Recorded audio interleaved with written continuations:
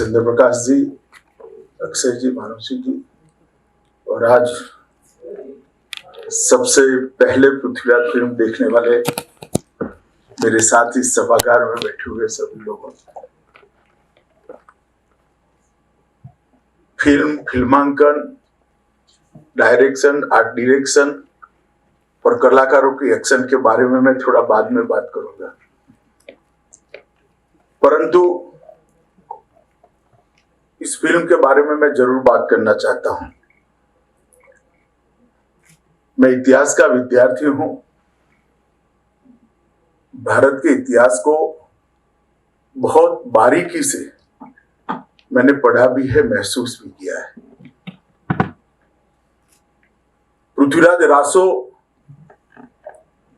एक ऐसी लंबी लड़ाई का एक पड़ाव था जो लगभग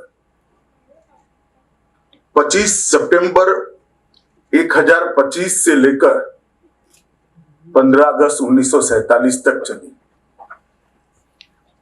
अनेक विध आक्रांताओं ने हमारे मान बिंदुओं की, हमारी सीमाओं की, हमारी संस्कृति पर आक्रमण भी किया, कई बार परास्त भी हुए, परंतु इसके सामने की लड़ाई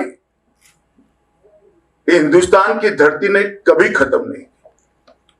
कभी कोई पृथ्वीराज बनकर लड़ा, कहीं कोई भीमदेव बनकर लड़ा, कोई सिंध के राजा दाहिर बनकर लड़ा, कोई कश्मीर के अनंतपाल लड़कर पड़ा।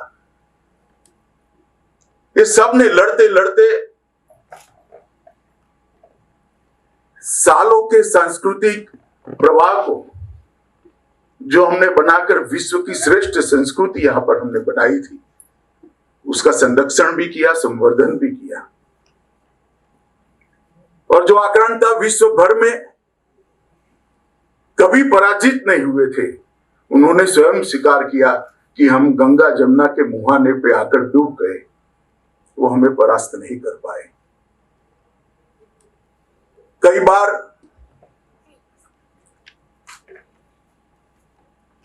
सैकड़ों इतिहास के पुस्तक जो स्वाभिमान और जन जागृति नहीं ला सकते, एक काव्य ला देता है। इसका उदाहरण जिस काव्य पर यह फिल्म बनी है वो पृथ्वीराज रासो है। और कई बार हजारों पृष्ठ इतिहास के किसी महानायक का वर्णन नहीं कर सकते, 2.5 घंटे की फिल्म वो महानायक को फिर से जनमानस के अंदर महानायक करके प्रस्तावित करती है। और इसका उदाहरण सम्राट पृथ्वीराज है। सम्राट पृथ्वीराज न केवल मातृभूमि के लिए लड़ने वाला एक योद्धा की कहानी है, सम्राट पृथ्वीराज हमारी सांस्कृतिक ऊंचाइयों का परिचायक भी है। आज जब बात करते हैं स्त्री के स्वातंत्र की, स्त्री के एम्पावरमेंट की, विमेन एम्पावरमेंट की बात करने वालों ने पृथ्वीराज जरूर देखना चाहिए। मर्यादा के चौखट के अंदर महिला की स्वतंत्रता क्या हो सकती है, सम्मान क्या हो सकता है, समान अधिकार क्या हो सकता है, ये हमारी सांस्कृतिक ऊंचाइयों का बहुत सुंदर तरीके से चित्रण भाई चंद्र प्रकाश जी ने किया है। मैं उनको बहुत बहुत साधुवाद देना चाहता हूं। पृथ्वीराज कहानी एक ऐसे योद्धा की है जो अफगानिस्तान से लेकर दिल्ली तक एक एक इंच जमीन पर हुए, एक एक इंच जमीन पर लड़े।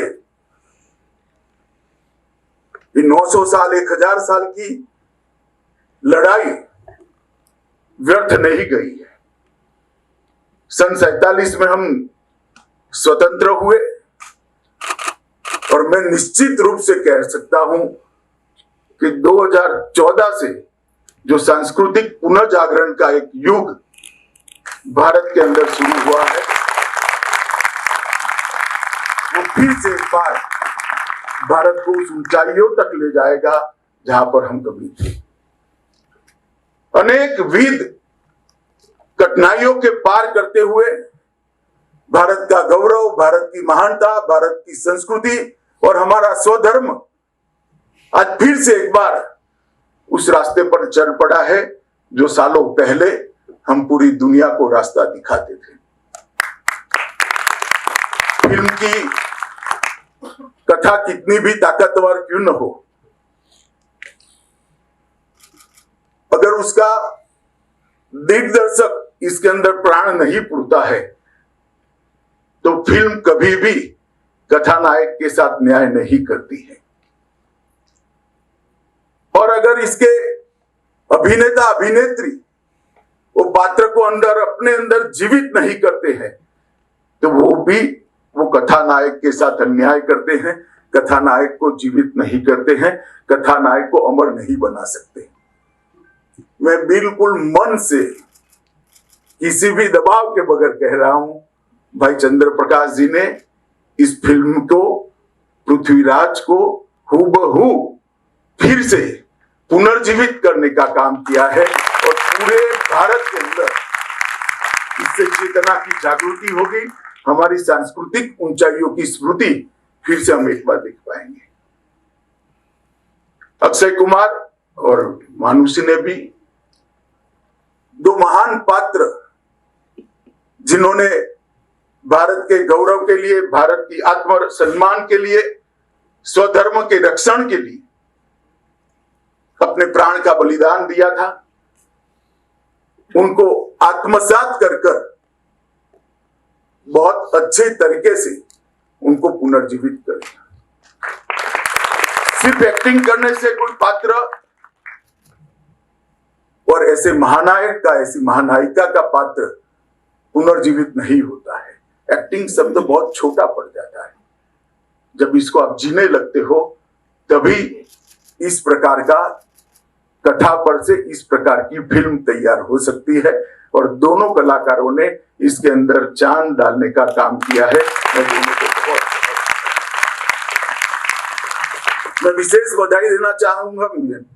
पहले नाम नहीं देख पाया, थोड़ी हड़बड़ी थी और फास्ट भी चल रहे थे नाम, मगर जिन्होंने भी इस फिल्म का आर्ट डायरेक्शन किया है उनको भी मैं साधुवाद देना चाहता हूं, क्योंकि राजस्थान के और दिल्ली के राजाओं की सादगी को जो इतिहास में वर्णित है उसको बहुत अच्छे तरीके से पुनर्जीवित किया है।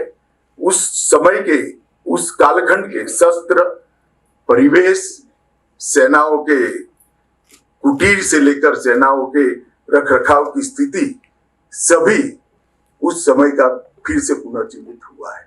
आर्ट डायरेक्टर को मेरी ओर से बहुत बहुत बधाई। एक ऐसा क्षेत्र है जिस पर किसी का ध्यान नहीं जाता है, मगर मैं फिल्म सिर्फ देखने वाला व्यक्ति नहीं हूं।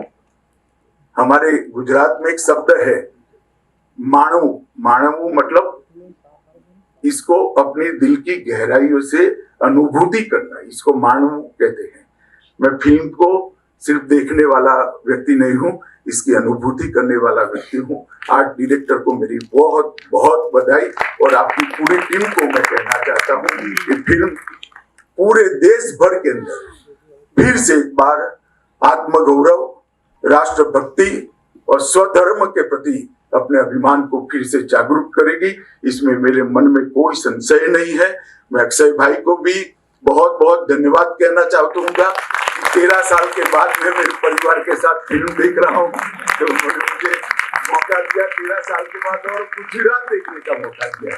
इसके लिए अक्षय भाई का भी बहुत बहुत धन्यवाद। आप लोगों को भी बहुत बधाई। पहला शो आप लोग देख रहे हैं, बहुत बहुत शुभकामनाएं।